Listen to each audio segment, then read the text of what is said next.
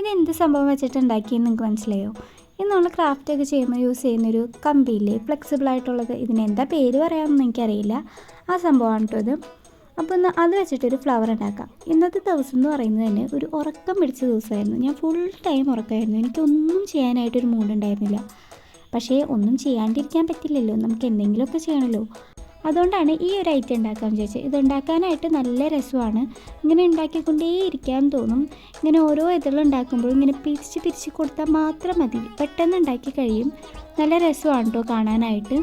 സത്യം പറഞ്ഞാൽ വെറും 10 മിനിറ്റ് വരെ ഒന്ന് ഉണ്ടാക്കിയെടുക്കാനായിട്ട്. ഇത് നല്ല ഫ്ലെക്സിബിളാണ്, അതുകൊണ്ട് നമുക്ക് കൈയൊന്നും വേദന എടുക്കില്ല. പെട്ടെന്ന് തന്നെ നമുക്ക് വേണ്ട ഷേപ്പിലൊക്കെ ആക്കി എടുക്കാൻ പറ്റും. ഇത് ഇങ്ങനെ ഒന്ന് ടിസ്റ്റ് ചെയ്ത് കൊടുത്താൽ മാത്രം മതി, പെട്ടെന്ന് സിമ്പിളായിട്ട് ഉണ്ടാക്കാൻ പറ്റും. വീഡിയോയിൽ ശരിക്കും ഇതിൻ്റെ കറക്റ്റ് ഭംഗി വരുന്നില്ല. വൈറ്റ് ബാക്ക്ഗ്രൗണ്ടും വൈറ്റ് കമ്പി ആയതുകൊണ്ട് അതിൻ്റെ കറക്റ്റ് ഭംഗി വരുന്നില്ല.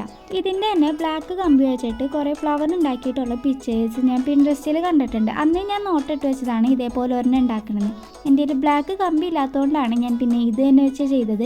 ഇതിൻ്റെ മുകളിൽ കൂടെ ബ്ലാക്ക് പെയിൻറ്റ് വരെ അടിച്ചാലോ എന്ന് ഞാൻ ആലോചിച്ചു. പിന്നെ ഞാൻ വിചാരിച്ചു വെറുതെ ഞാൻ ആവശ്യമില്ലാണ്ട് കുളമാക്കണ്ടെന്ന് വിചാരിച്ചു. ഒന്നും ചെയ്തില്ല, ഇതിങ്ങനെ വെച്ചു. ഇങ്ങനെ കാണാനാണ് കേട്ടോ ശരിക്കും എൻ്റെ ഭംഗി. ബ്ലാക്ക് ആണെങ്കിൽ ഇതിനേക്കാൾ നല്ല ഭംഗി ഉണ്ടാവും. പക്ഷേ എന്നും പറഞ്ഞ് നമ്മളതിന് പെയിൻറ്റ് അടിച്ചൊന്നും കുളമാക്കരുത്. കാരണം ഈ കമ്പിയിൽ പെയിൻറ്റ് അടിച്ചാൽ അത്ര മെനയിൽ നിൽക്കില്ല. അതുകൊണ്ടാണ് ഞാൻ പിന്നെ പെയിൻറ്റ് അടിക്കാമെന്ന് നിൽക്കുന്നത്.